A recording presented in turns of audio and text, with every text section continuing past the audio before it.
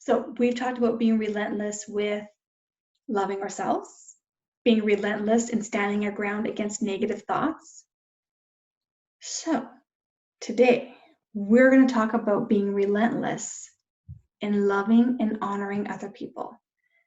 Sometimes it's going to look different. Like, I need you to keep that in mind, that loving other people does not always mean that you're buddy-buddy with them.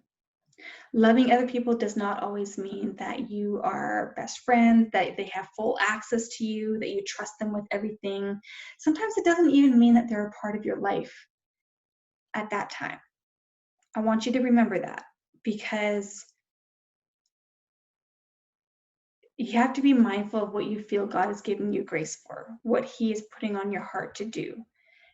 Because I honestly feel like for Jesus, when He was on earth, like, He just did what He saw the Father doing. He did what God was putting on His heart to do. That's what He did. And so He wasn't trying to go above and beyond. He wasn't trying to prove Himself or His worth or His value or anything like that.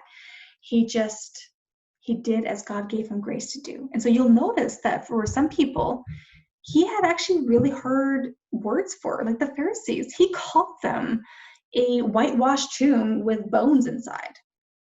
That's pretty harsh. Yet I actually firmly believe that for them, that was what they needed, because they had so wrapped up their identity, their worth, and their value in being righteous, knowing the law, and trying to live according to the law, that they could not make room for Jesus, for life. They could only make room for rules, because they felt like they were following the rules really well, so they were superior to everyone else. And so they felt like, hey, we got this. But yet they weren't living in love. They weren't living in the spirit of life. And so with that being said, He had some harsh words for them. Or think about in the temple, when He saw that everyone had turned it into a marketplace, and that's not what the temple is for. And so He was upturning tables and all of that. And it would almost appear as if He was throwing a tantrum, but He knew that in that moment they needed to wake up to the fact that this was not okay. This is not in alignment with who God is and what He wants from us. And so He had some pretty harsh words for those who felt like they were righteous in their own sight. Yet He had so much compassion for those who other people would say didn't meet their standards. Think about the lepers. Those who had leprosy, they would have been treated as major outcasts. They can't go near anyone. He touched them. Or having it where women were not treated well back then, yet He had it where He had women apostles. He had women who were disciples of Him, who would help care for His needs or help teach other people. He had it where He spoke to the woman at the well, which was like against all the rules. That was not okay for Him to do that, yet He's speaking to the woman at the well. And so He showed value to people who would not normally have been shown that same courtesy. Or even like Zacchaeus, tax collector, and yet He shows such love and such grace. And so with that being said, is what does it mean to be relentless in showing love to other people? And for me, what that has come down to is assuming the best of their motives, that their heart is not to hurt me first and foremost. So I'm learning not to take it personally. I think that's what it comes down to first, is that I'm not taking offense at whatever they're doing. And I'm learning to get so full of my own worth and value that comes from God, to get so full in that even if other people treat me in a way that does not line up with with how God sees me, I'm still going to be okay. I'm not going to be completely destroyed because they don't get it, because He does. And that's enough. And so that's where it starts. But then it's having it where, let's say, like, just think about how many times you've had a disagreement with someone. And a lot of times at the end of the day, it was a misunderstanding.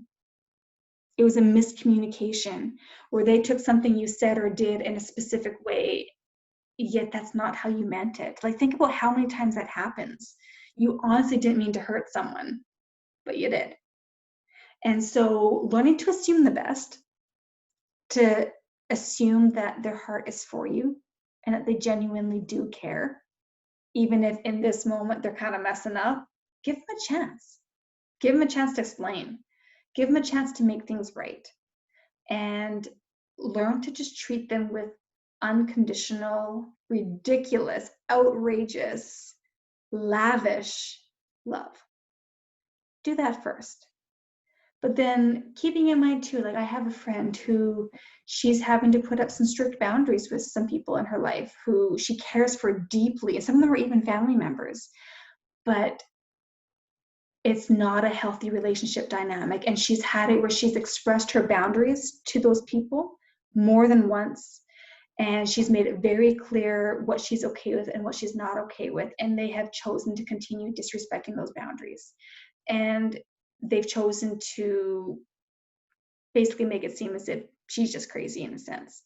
And so with that being the case, she has chosen to step back a little bit, where she still loves those people, she still honors them, she still respects them, but she's not inviting close relationship right now because they're not in a place of being able to be in a healthy relationship with her. And so that's still showing love, because with Jesus and the Pharisees, he was actually showing love when he was calling them on the fact that it was kind of like all a show with them. It was all about how good they appeared to be, how righteous they appeared to be. But it didn't come from their heart. It just came from kind of wanting to look good in other people's eyes. And so when he called them on it, or even in the marketplace, when he was turning over those tables, it was actually from a spirit of love. It was a spirit of love, not contempt, not anger, not condemnation. It was love. And so it's something to keep in mind when it comes to our own relationships with others, is what is God giving us grace for? Is he giving us grace to be able to reach out, to make things right, to be able to assume the best? Or is there other times where maybe he's giving grace to have some really strong, healthy boundaries where you still love those people, you still are going to be kind and respectful towards them, but you're not going to invite close relationship with them? Sometimes that's showing love as well. But keeping in mind, whatever you do, be relentless in doing it from a spirit of love. Like just that word relentless, be relentless in loving wholeheartedly. And that does not mean that you are an open book to everyone. It does not mean that everyone gets the exact same access to you. Because think about Jesus. He had multiple disciples, but he had like the 12 main disciples. And then he also had like the core 3 who spent a lot of time with him and were invited to special things that the other disciples were not. And he even has like John he has it where he talks about he was the disciple who Jesus loved, not John the Baptist, but the other John, who of his disciple, and he would like lean against Jesus' shoulder. And so they had different levels of access to him, yet they were all his disciples, they were all his friends, he loved all of them, but they had different levels of access. And so it's just keeping in mind as far as what has God given you grace for, and what would honor him in this situation. And trust that, you know what? Trust that you're God's child. Like if you've given your life to the Lord, trust that that worked, that he cares about you, that you haven't lost your salvation. Trust that he's got you, even if you're going through a really rough time, or if it's been a long time of a rough time. Trust that he's still with you. Trust that he still cares. And trust that your spirit is in alignment with his, and that deep down at the heart of who you are, you know what to do because God has given you wisdom. And then just wait and see what happens. Just wait and see the ideas you get, the wisdom that you have. You don't have to be an adult to carry wisdom. And be relentless, though, in choosing love. Choose love for yourself, choose love for God, and choose love for others. And be radical in it. Be completely radical in showing love to others. And just see what God does. See what he does when you stop the judging and the criticizing and focus more on being like, yeah, I don't agree with you, but I'm still going to love you. And I'm not just going to like, oh, fine, I'll love you. But more along the lines of, I will love you so outrageously, even though you don't deserve it. I will love you because you are valuable and you are worth it. Again, something to keep in mind while you're also balancing that with just the whole wisdom of healthy boundaries with other people too. And you'll figure it out. It's a lifelong journey. You have lots of time to figure this out. You will make mistakes along the way. That's okay. God's still going to be relentless in loving you no matter what. So be relentless in loving you and be relentless in loving other people, and just see how God changes everything. It's beautiful and it's so worth it. All right. I love you guys. And I mean that. I love you relentlessly. Take care.